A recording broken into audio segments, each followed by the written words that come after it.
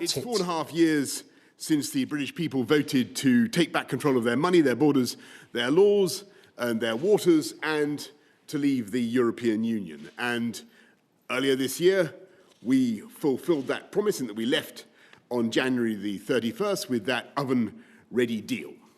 Since that time, we've been getting on with our agenda, enacting the points-based immigration system that you voted for and that will come into force on January the 1st, doing free trade deals with 58 countries around the world, and preparing the new relationship with the EU. And there have been plenty of people who have told us that the challenges of the COVID pandemic have made this work impossible and that we should extend the transition period and incur yet more delay. And I rejected that approach precisely because beating COVID is our #1 national priority, and I wanted to end any extra uncertainty and to give this country the best possible chance of bouncing back strongly next year.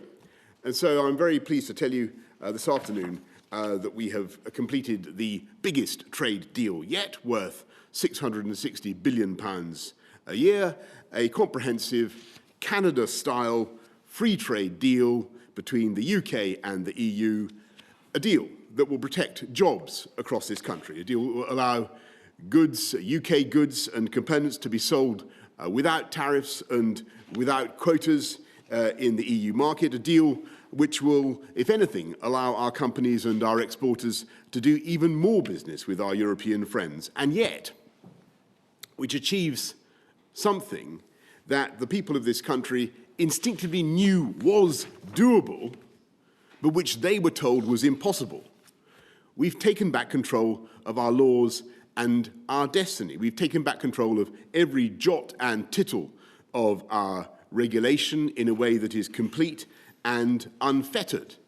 From January the 1st, we are outside the customs union and outside the single market.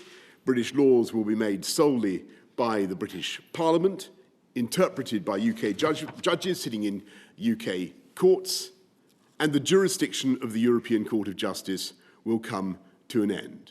We will be able to set our own standards, to innovate in the way that we want, to originate new frameworks for the sectors in which this country leads the world, from biosciences to financial services, artificial intelligence, and beyond.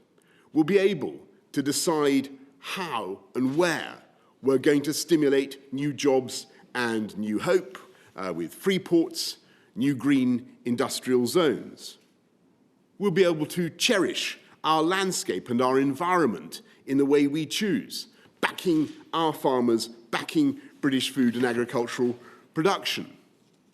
And for the first time since 1973, we will be an independent coastal state with full control of our waters, with the UK's share of fish in our waters rising substantially from roughly half today to closer to 2/3 in 5.5 years' time, after which there is no theoretical limit beyond those placed by science or conservation on the quantity of our own fish that we can fish in our waters. And to get ready for that moment, those fishing communities will be helped with a big £100 million programme to modernise their fleets and the fish processing industry. And I want to stress that although, of course, the arguments with our European friends and partners were sometimes fierce, this is, I believe, a good deal for the whole of Europe and for our friends and partners as well. Because it will not be a bad thing, in my view, for the EU to have a prosperous and dynamic and contented UK on your doorstep. And it will be a good thing. It will drive jobs and prosperity across the whole continent. And I don't think it'd be a bad thing if we in the UK do things differently or take a different approach to legislation. Because in so many ways, our basic goals are the same. And in the context of this giant free trade zone that we're jointly creating, the stimulus of regulatory competition will, I think, benefit us both. And if one side believes it's somehow being unfairly undercut by the other, then subject to independent third-party arbitration and provided the measures are proportionate, we can, either of us, decide as sovereign equals to protect our consumers or businesses. But this treaty explicitly envisages that such action should only happen infrequently. And the concepts of uniformity and harmonization are banished in favor of mutual respect and mutual recognition and free trade. And for squaring that circle, for finding the philosopher's stone that's enabled us to do this, I want to thank President von der Leyen, Ursula von der Leyen of the European Commission, our brilliant negotiators led by Lord Frost, Michel Barnier on the EU side, as Stephanie Risso, as well as Oliver Lewis, Tim Barrow, Lindsay Appleby, many others. Their work will be available for scrutiny, followed by a parliamentary vote, I hope, on December the 30th. This agreement, this deal, above all, means certainty. It means certainty for the aviation industry and the hauliers who have suffered so much in the COVID pandemic. It means certainty for the police, the border forces, the security services, all those we rely on across Europe to keep us all safe. It means certainty for our scientists who will be able to work together and continue to work together on great collective projects, because although we want in the UK to be a science superpower, we also want to be a collaborative science superpower. And above all, it means certainty for business. From financial services to our world-leading manufacturers, our car industry, certainty for all those who are working in high-skilled jobs and in firms and factories across the whole country.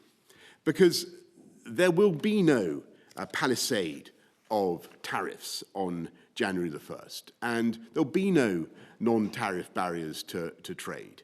Instead, there will be a giant free trade zone of which we will at once be a member and at the same time be able to do our own free trade deals as one UK, whole and entire England, Northern Ireland, Scotland, Wales together. And I should stress, this deal was done by a huge negotiating team from every part of the UK, and it will benefit every part of our United Kingdom, helping to unite and level up across the country.